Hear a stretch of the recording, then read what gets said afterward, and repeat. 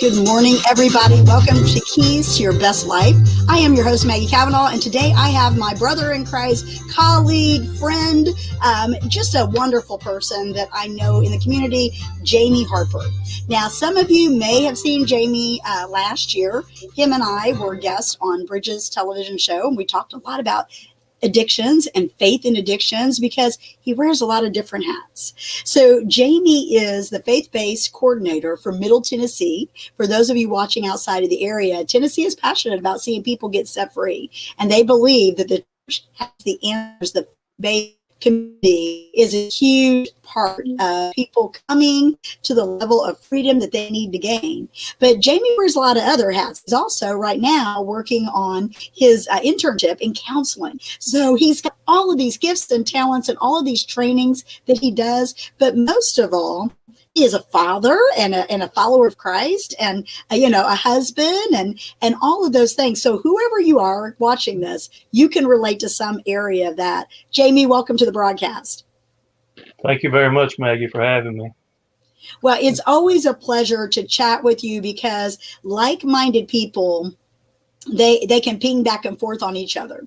And this morning, as I was praying about the broadcast, I was thinking about all of the things that you do, Jaime. And I was thinking about how, as believers, I believe that we kind of get a level of authority in the spirit realm whenever we have gone through something. And I know that, people look at you, you've got all these credentials, you do all these trainings, you're everywhere. And they don't really know the backstory of Jaime Harper. They don't know that it was a struggle to get to where you're at. So Jaime, you not only have the textbook knowledge from your education, you also have the knowledge from serving in the state of Tennessee for the Department of Mental Health and Substance Abuse and the Faith-Based Initiative, but you also have overcome some things yourself. Why don't you share with the audience a little bit about your story? Well, I guess the easiest way to do this is to be able to say that I grew up in a Christian home, and every time the doors were open, we were at worship, we were at church building, we were doing anything that we could to help around with the congregation and the community, and it was a blessing to be able to grow up in that environment. But the thing about it is just being in that environment itself didn't save me. It didn't save me from the things that go on in the world, because, the world's all around us, and it can easily creep in if we allow it to. Well, early on in life, I went through a lot of trauma, sexual trauma, physical trauma, emotional trauma. And so whenever I was introduced by a family member to alcohol and cigarettes, whenever I was 11 years old, it was really easy to give into it. Sure. Not only because of everything that I've been through, it's just because they were 5 years older than me, and it was okay, you're going to do this. So I was just like, okay, whatever. I started smoking weed by the time I was 13 years old. By the time I was 16 years old, I was a blackout drunk. I'd already got into alcoholism by the time I was 16 years old. I could buy it on my own. I didn't need somebody to go buy it for me. By the time I was 17 years old, I was selling drugs, got into hallucinogens, did a little bit of everything, anything that I could, started taking pills whenever I was young as well. I remember whenever I was 17 years old, my father was killed, and that set me on a real downward, deeper cycle of destruction than I was already on. Now, keep in mind, I was going to church during all of this time, up until I was 17, and that all changed. After my father was killed, I stopped going. I dropped out of high school. I quit doing anything productive in life. And by the time I was 18 years old, I was addicted to crack cocaine as well. I know, you look at me now, you're just like, you look pretty good for have gone through all that. Yeah, thank you. I appreciate that. I'm just kidding. But I used them one way or another till I was around 30 years old. And alcoholism was a huge part of my life. Matter of fact, it was in my life for a while. I used anything that I could, but alcohol seemed to be the one that I would always go back to. Now, it was whenever I was 30 years old that I was reintroduced to the faith.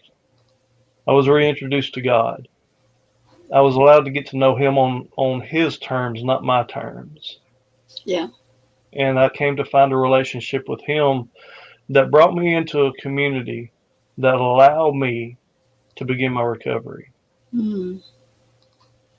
You I see, love before, that, Jamie. Not to interrupt you, but brought me into a community that allowed me for recovery. That's beautiful, because that's how we heal, is in community. So that's good. Tell us about that experience. well, I fought it for a while. Just going to church wasn't something that I wanted to do. So I put up my own barriers, and God said, yeah, I can take care of that. I can deal with that. And he did. And so every barrier that I put up, he would overcome. And eventually, actually, I started to preach here and there. And, this was after I began my recovery. Now, during that time, I'd gone back to school. I got my GED, a degree in electronics engineering, started preaching here and there, went to Bible school, actually ended up as a professor in a school of preaching and biblical studies for 3 years. I went back and I got another degree in psychology and Christian counseling. I got my certified peer recovery specialist certification through the state of Tennessee, and now I'm working on my master's degree in clinical mental health counseling. It's been a crazy ride, but being able to really get involved in that church community allowed me an opportunity to thrive, to grow, to see what God had in store for me, because I had nothing in store for myself. Mm. I look at all of those things and the accomplishments I've done, and it's not any accomplishment that I've done. I haven't done those things. I am incapable of doing those things. But God. Yes. But God is capable. Yes. He can help us whenever we can't help ourselves. He can allow us opportunities whenever we don't know how to reach out ourselves. And so ever since then, he's put me in the middle of recovery community after recovery community, in the middle of friends and family that love me and support me regardless of who I was, what I've done. Because it's not who I used to be. It's who I am. And who I am still yet to become. Oh, that's good. And I know with his help, I don't know what the future holds, and I'm okay with that, because I know he's got it. That's right. So now, being a part of this faith-based initiative and being the faith-based community coordinator for Middle Tennessee, working with the Tennessee Department of Mental Health and Substance Abuse Services through a contract, it's beautiful to be able to see that, earlier on, whenever I was going to church and still using, nobody ever said anything to me because they didn't know how to. But now my job is to work with congregations to allow them to know how to talk to people like me. Love it. And so it's kind of coming full circle now. It's a beautiful thing. I think, Jamie, a lot of times, and you hit the hammer right on the head, because people just don't know how to deal with it. Congregations, I mean, it's a sticky thing. It's almost like, well, we don't want to offend them, but yet, it gets so complicated. And I always use the expression that people are, they're going into the church and they're smiling on the outside and they're bleeding on the inside. And they're just crying out that if somebody could just understand. And with the tools, and I know, because we're part of the faith-based initiative, our ministry, Moving Forward Ministries, connected with it, I guess, like 3 or 4 years ago with, y'all and Dr. Monty Burks. And because we see the brokenness all around us, and especially in the body of Christ. And, so people are like, well, I'm supposed to be a Christian, so I can't be vulnerable. I can't be, transparent. And it causes so much damage, I feel like sometimes it's like, okay, just smile on the outside, bleed on the inside. and, act like nothing's wrong. And that puts people further into their denial and their inability to say, I'm hurting. Jesus came for the hurting. He came for the brokenhearted. He came to give us freedom, and so it's so hard whenever people feel like they can't do that. So let me just go back a little bit. You said that you were in the church, but the church couldn't save you. When did you get that revelation that it's through Christ and Christ alone that you were able to break free from the religion versus the relationship? I'll be honest with you, I'm still kind of in that now. I really got that understanding whenever I started following his word for his word, not his word for what I've been taught. And being able to understand him, 2 Peter chapter 1, one of the things that it says is he's given us everything pertaining to life and godliness through true knowledge of him who has called us. And it's that true knowledge that I didn't have, but it's that through that true knowledge that you can find freedom, relationship, connection, and that's what it takes. Is this what led you into writing because you wrote an amazing curriculum, Recovery Through Christ, and I absolutely love that. Those are watching, I'm a sinner and I'm all about Jesus. Can you tell us how you were inspired to put that together? Well, the minister at the congregation that I was attending knew my background, and he asked if I would be interested in starting a recovery program, and I told him no, I didn't have any interest in it at all. But I gave him some names of some other individuals who I thought would be very beneficial in doing that task. And he said, "No, it's you." I said, "All right, buddy, good luck with that." And we hung up.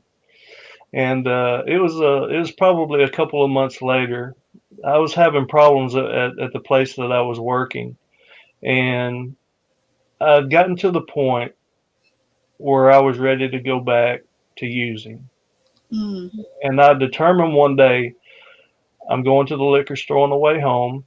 I'm going to buy a gallon of whiskey, and I'm going to go home and I'm going to forget about all of this.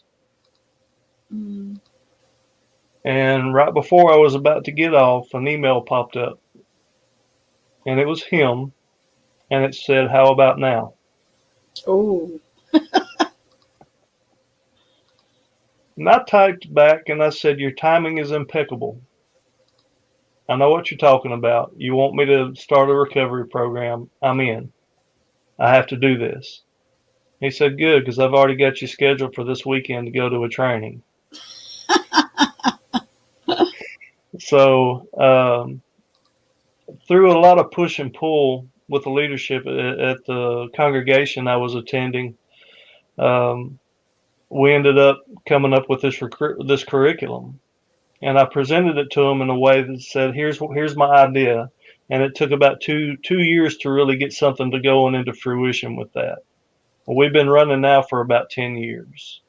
The program itself is very solid. It not only talks about the struggle itself, but it talks about the core issues that cause us to use in one way or another, the unhealthy coping mechanisms, what causes us to resort to those things, whether it's addiction, whether it's life controlling issues, mental health diagnosis, whatever it is.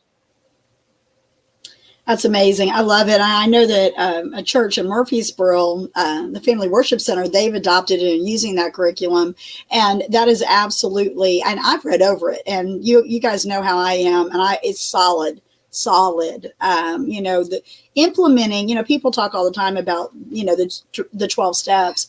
I'm a huge advocate for whatever it takes. Your recovery road might be different than Jamie's or mine or anyone else's. I've been walking out long-term recovery. I believe I've set free, recovered back in 1998. And, strongholds get all caught up in you, and in the word transforms you.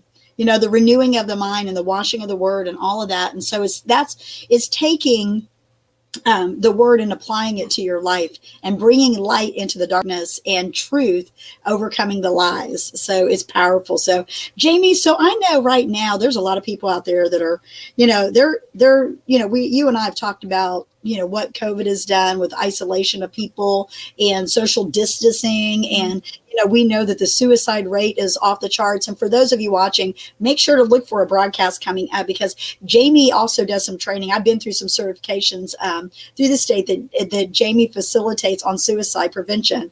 And we are going to be talking to Jaime further about suicide, because this month, the month of September, is Recovery Month, but it's also Suicide Awareness Month. So, and they a lot of times blend over back and forth. And so we're going to talk to Jaime in depth about the suicide aspect of that in the next broadcast. But in this broadcast, I would love for you to give them some tools, because I know you've got some illustrations and some ways with your counseling and your personal experience and all that stuff blended together. How can people cope right now? How can they get through what they're experiencing? Because with the isolation, there's a lot of people that have fallen back on the recovery walk, or people that are starting to use substances for the first time. Check out. Talk about that, Jaime. Well, the biggest thing that I see, and it's not only now, but it's more intensified now than it has been before, is we've lost connection. We've lost that touch with individuals, and we're taking this physical distancing or the social distancing a little bit too far, in that we're not allowing ourselves to be social individuals anymore. Now, I'm not saying that staying apart isn't necessarily a good thing, but I'm saying that we're taking what should be physical distancing and we're allowing ourselves to be social distant. Mm-hmm. We need connection. Yes. You go into the New Testament, alone, God has chosen to use the term one another in a positive way at least 86 times. Mm. Love one another. Pray for one another. Bear one another's burdens. That's good. We've stopped doing that. We have to get back into the habit. We have to have connection, because the way that we see things in my circle is that the opposite of addiction is connection. Yes. The way that I also see things, the opposite of trauma is connection. The opposite of suicide is connection. Yes. The opposite of hopelessness is connection. And we have to have that. But a lot of us just don't know how to reach out for help. Yeah. We can struggle with one thing and it can get underneath our skin. But what happens whenever everything starts compiling on us? I've got these balloons here, and these balloons, what's a common struggle that we have sometimes, Miss Maggie? What's a common struggle? Oh, our mindset, overwhelm, anxiety, pressure. That's a big thing I'm seeing right now. People are just experiencing anxiety and negative thought life. What's another one? Oh, well, the isolation is bringing depression. People are struggling with depression. They feel pressed down. They're out there masked up all the time. They're not getting enough oxygen to their brain, and they're feeling sluggish, tired, and experiencing depressive thoughts. Okay, one more. I would probably say they're experiencing a level of rejection. And the reason I say that is because everybody is pushed aside right now. They feel like, like for someone like me that has recovered from COVID, it's like, I got cooties. Okay. So it's like, stay away. Right. So, so people are dealing with that because they, and of course, this list could go on and on, because the financial pressure, the people having the learning curve of trying to educate their children, trying to help their kids cope with this. I mean, but those are just a few. Well, we can take one of the struggles. We can take that mindset. We can take that anxiety, and I can handle it by myself to some extent. It goes off on the rails sometimes, but I can bring it back every now and then, occasionally. But what happens if I throw another one of those struggles in? It's not so easy. And I can't even think about throwing that third struggle in, that isolation. You bring that into the mix, and there's no way to keep it all balanced. It's no way to keep it all up in the air. It's no way to keep all of it under control. The best thing that we can do is to say, I need help. But that's one of the hardest things for us to do, to be able to get to a place in our life where we're able to say, I need help. Although we need to be able to do that, but it's hard to do because of our pride. It's harder to do in the communities, in the faith. Go ahead. Say it again, Jamie. Why we have a hard time doing it. Somebody needs to hear this morning. Pride. Ooh, the P word. Well, and it is that way is because we go into our congregation and we see everybody with a smile on their face. Everybody's happy. Nobody has a problem. Everybody, how you doing? I'm doing good. Well, I'm doing good too. And nobody says I'm really struggling. Yeah. And so we don't want to, we fear not having acceptance. Right. That's So it. rather than outing ourselves as someone who is struggling, we regress into our own self and we kind of mimic everybody else and become what they want us to be at the time. Dangerous. The truth of the matter is we all struggle. We all do. You know, Paul says in Romans chapter 7 and verse 15, for what I'm doing, I do not understand, for I'm not practicing what I would like to do, but I'm doing the very thing I hate. Yeah, I call that the do-do-do scripture. That's it.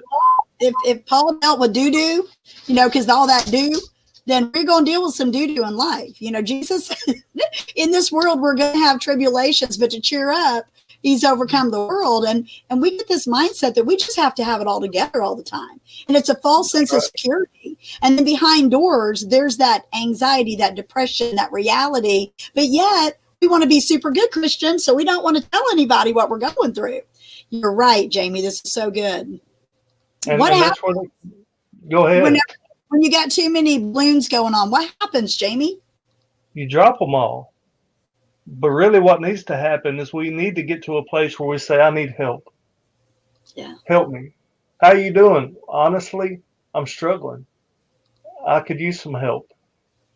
Because we have people all the time that are around us asking how we're doing. We give them the answer we think that they want, when in all reality, maybe they want the truth. Because how can we be there for one another if we don't allow ourselves to open up and to be vulnerable? That's so true, Jamie. That's why in my teachings over the years, there's a lot of things that I've shared at different times in different conferences. And I've never put it all out there at once very often, but it's because it gives people permission to be real. And, when people are asking us, how are you doing? And we're saying we're fine and we're really not, our brain does not resonate with it, because it's a lie and we're not walking in truth. And so the more we walk in truth, the freer we can get. But, denial is a big thing, and people get in their personal denial and just want everything to look okay. And this is why you see people that completely check out, is because they have lived that sense of, and we've got to get to the point where we have to be real. I'm always quoting the rappers that say real recognizes real, because you and I have been around this rodeo enough to know when someone is saying I'm good and they're not. And so we've got to be, as believers in Christ followers, we have to let go of any religious mindsets and expectations of people being perfect, because that is bondage. And then in addition to that, we also have to let go of critical and judgmental thoughts, because a lot of times that's why people won't ask for help, is they're always thinking someone's going to judge me. I feel judged. They won't come in because of the shame. And the shame is not from God, it's from the enemy. And, I think a lot of times that people get convicted by God to say, okay, that's it. He's son, daughter, you need to get help, reach out. And then all of a sudden, the weight of the condemnation is so heavy that comes from the enemy. He twists that conviction into condemnation, and then people aren't willing to go and get the help they need. And this is why, those of you that are watching are believers, listen, you've got to be led by the Spirit, because the Spirit of God will never let you down in the area of speaking truth with love. But anytime we're speaking outside of love, we're going to hurt somebody. Well, we also have to understand, a lot of times it takes us having to be broken for us to be able to really thrive. Yeah. To be able to come up. You know what that is? Is that one of those poison toxic juice things that we would give to our kids, Jamie? No, it's a glow stick. Oh, a glow stick. I thought it was some sort of candy. A glow stick. Oh, it has to be broken to shine. Yeah. It's got to be broken and shaken up in order to really shine, in order to do its job. And that's the same thing that most of us have to go through as well.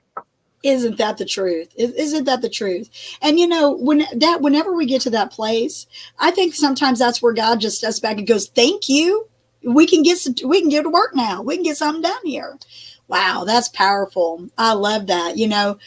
Beautifully broken. And for those of you that are wondering, okay, I'm there, or maybe you're to the point where you're like, this makes sense and resonates with me. Help is available. And many times taking that first step of saying, hey, it's okay to not be okay. I'm going to reach out and get help. Jamie, you're taking clients, I know, in the mountain area, right? In Tennessee, is that right? Yes, it is. Okay. Taking clients at the Center of Hope for Behavioral Health on Mondays. And also working with congregations to reduce stigma and help people within the faith community to be able to reach out and to get help, to find resources. Yes. So, I mean, there's a multiple list of ways to be able to reach out to get the help that you need. I just want you to know that it's available for you. You just got to ask for the help. Well, for those of you watching, I am going to put the link to where Jamie is practicing counseling right now in there. But also remember, if you are a congregation and you're wanting to know how to help the people sitting in your pews, they're hurting. Okay. And you can teach all the 3-point, 5-point messages you want, but if they are still walking out the same and not transformed, you're going to have to look at this and say, okay, how can we get them help? Because they're not able to receive what you're saying about the word of God because they're walking in that shame, and shame will block their sensitivity in the spirit and their ability to move forward with God. So I want to encourage you, if you're a pastor, you need to reach out to Jamie. He serves the Middle Tennessee area. If you are in another region in Tennessee, he can connect you with the coordinator, the faith-based coordinator for that region.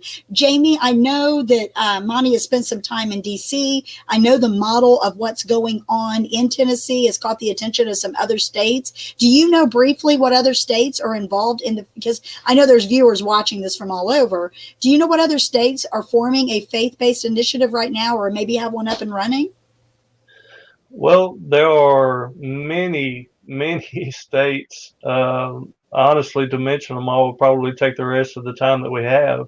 There are many states that are looking at the model that we have came up with here in the state of Tennessee to be able to reach out to the faith community. Yes. The reason why they're doing that is because what we know is that there was 1,818 individuals died by overdose in 2018.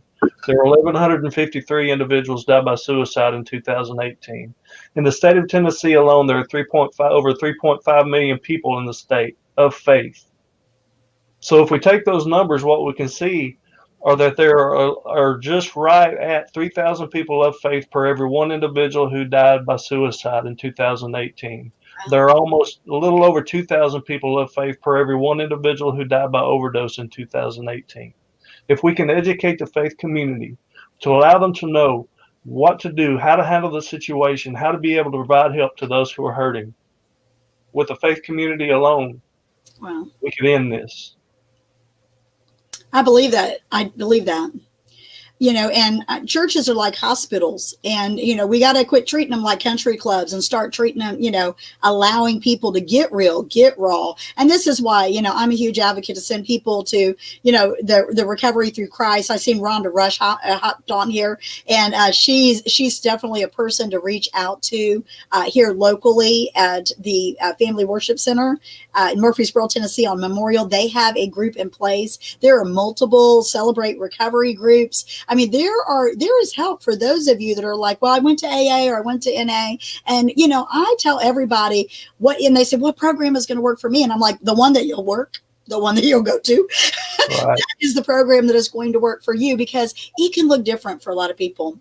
Now, Jamie is just giving you some staggering statistics, and I want those to resonate with you because it is true. And I want to point out that coming up this month, and the reason we're doing this right now, kicking off September with the Recovery Month and Suicide Awareness, on September the 12th is the the Recovery Fest. So, Jamie, take a moment and tell them about the Rutherford County Recovery Fest. The Rutherford County Recovery Fest this year is going to be a different experience. We're going to have a virtual plus a live experience where people can drive through at the Boys and Girls Club of Rutherford County of Murfreesboro and to be able to get recovery resources, to be able to get in touch with individuals, to find help, to get put in a good recovery community. So we're going to have that up on social media, the videos talking about what's available in the Murfreesboro area and the Rutherford County area, just to be able to allow everybody to know, what's available here. But you'll also be able to drive through at the Boys and Girls Club during that day from 10 to 2 on September 12th and pick up material and pick up resources to be able to get help. And there's also going to be food. So that's an incentive, y'all, to pick, drive through and check it out. And we would love for you to go and like the page of Rutherford County Recovery Fest, and make sure you invite your friends to like it as well, because by liking it, you will get the updates and you will know what's going on. And listen, my brothers here, Jamie and Will, they are like extravagant with the camera. Okay. They have worked diligently and hard, producing tons of videos of recovery stories, real life stories of people gaining their freedom and turning around and paying it forward. They also have multiple different type of resources available. So if you are wanting to reach out and have Jamie come speak to your congregation and or have a meeting of how you can help your congregation, you need to reach out. If you're looking for a counselor, I endorse Jamie because I know his heart, I know his training, and I know his experiential knowledge that makes a huge difference when you're ministering or counseling or coaching someone in the area of addictions. And so, Jamie, if I was to ask you, what is one key you would like to leave with the audience today? What would that key be? That key really to be able to reach out, to lower that pride a little bit, to find a little bit of humility, to be able to say, I'm worth it. I have worth. I have value. Because whether you see it within yourself or not, I want you to know that you do have worth. You do have value. If you're walking on this earth, you have worth. You have the potential. Maybe you can't realize it yet. There is help available. Allow yourself to reach out for help, to find hope. Yeah, I was listening to a song the other day when I was worshiping. Actually, my husband turned me on to it, and it might be elevation worship, I'm not sure, but it says, if I'm not dead, then you're not done.